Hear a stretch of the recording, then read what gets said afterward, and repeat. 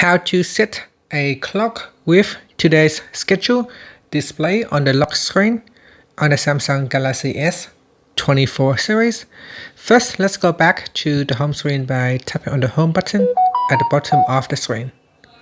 Then swipe down at the top and then tap on the settings icon. Next, we scroll down, then tap on wallpaper and style. In here, tap on the lock screen wallpaper on the left hand side. Next, tap on the clock. Then we scroll down. Now there are different clock style that you want to that you can select, but you want to go down and select this one right here. This one will display the clock and the date on the left hand side. Below that will display today's schedule. So tap on done after you have selected that clock style. You can also change the color.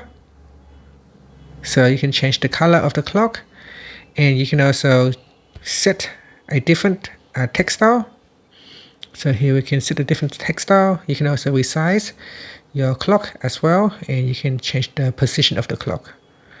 After that, you can tap on the done button, and that's it. So that is how you can set the clock on the home screen. Set the clock on the lock screen and always on display to also display today's schedule.